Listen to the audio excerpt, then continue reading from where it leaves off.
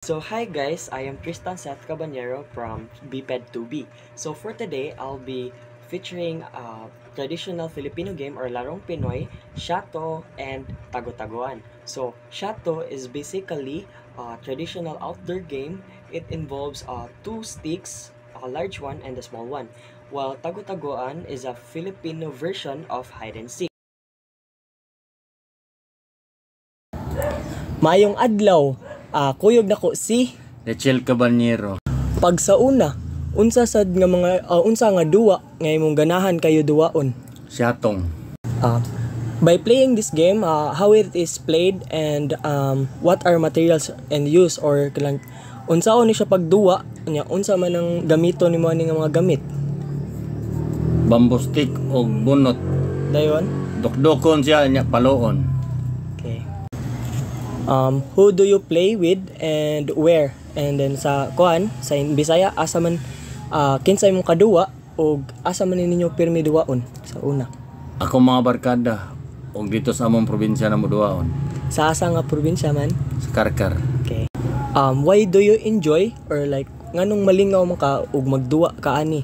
Kay inigpalaw na ko nya dili masaw sa kontra malingaw man ko kay magabongbo magpadagan. What are the values that you've learned and or lesson nga imong nakuha aning duwa? Nakuha aning duwa kay taas og hangin og disiplina.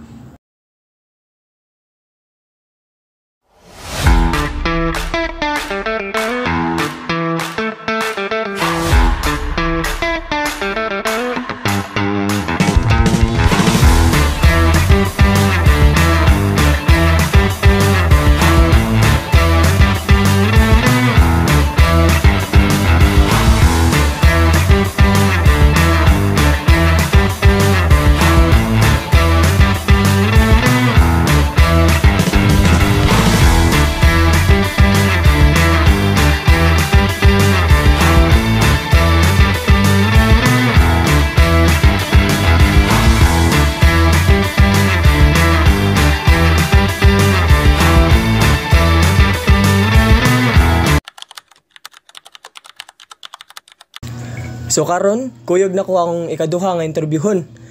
Siya si Ako rin si Ivan Dormentes. So pag sa una, unsa imong pirmi or kanang kasagaran duwaon nga traditional game? So na bata pa ko. Dili ra jud kanang sahay. Halos tagadlo tagagabi jud. Nga unsa? Grabe sige jud mig duwa. Tago-taguan jud. Kay kanang ganahan gi ko kanang pangitaon ko ba. Tapos di ko mapakita, tapos natugar di ko sa balay. Ay, na gani. wala si gagadamgo. Murag damgo na ko, gatago-taguan na sa gago. Tungpang. So, sa sunod nga pangutana, unsa may pamaagi sa pagduwa ani nga duwa ug unsay mga gamit nga gamito na ni? So, basically, kani nga duwa kay kuha na dyan, iwan sa material. Imong presence sa dyan, imong utok, imong gamiton, imong kabright ba. Tapos, duwa ni siya, nani siya kanang kontra gani na hago. Kaning hago kay pangitaon jud ani balag bisig asa ka mabot. Muni kanindot ang duha lagi kay layo kay mabtan pero kailangan jud ka matago mura ka kuan terorista gani. Ano? Basig kuan pa, basig kanang napakas dagat pangitaon jud ka kay salawom. Sawon jud ka. So usually sa una, asa sad mo magduwa ani o kanang kinsay mong mga kaduwa? Sa una among kaduwa jud ani kay mga tiguwang jud kay wabe mga cellphone sa una. Mga tiguwang batanon sa sagol jud ani kay pabritan na ra gani diskarte. Duwa ni namo siya. Mas nindot jud sa kanang bukid kanang kalibunan ba kay makatago kay gani saka kahoy lubi nana para di na masakpan ba. Lingaw jud kay siya. Nya unsa man ninyo di makit-an? Wala. Sa sunod nga pangutana, sa imong pagduwa ani, nganong malingaw man ka?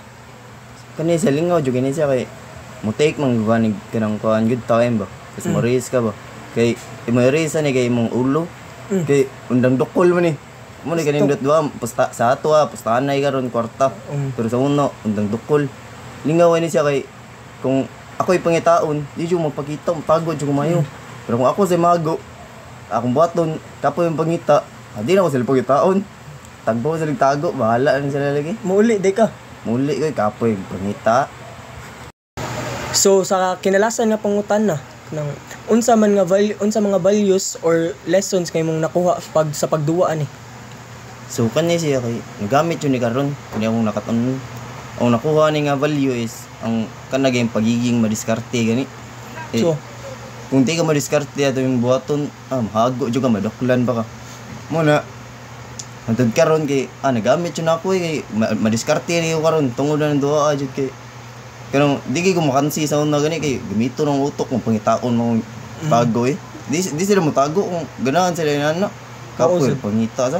Muna diskarte lang jud ka. Naam nga po nakaroon siyang kanang diskarte or diploma papapaliwan ka diskarte dito sa Diskarte jud ba diploma bawal ang diploma di ta mundong undang natas ko ila. Ndang ka.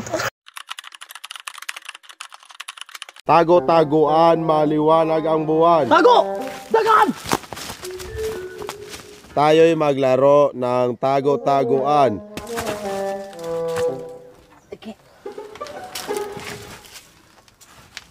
Pagbilang ng 10, nakatago na kayo. 1, 2, 3, 4, 5, 6, 7, 8, 9, 10. Asa na bini sila, Roy?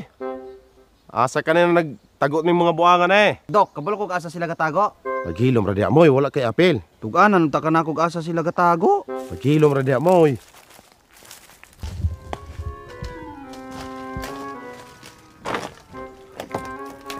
Bong, gaon sa magkahana, gakaon kag pasaw? So, tago-taguan and shato reminds us that fun doesn't always come from screens or gadgets. Sometimes, the best memories are made with laughter, teamwork, and little imagination. So, these Filipino traditional games keep our culture alive and connect us to the playful spirit of childhood.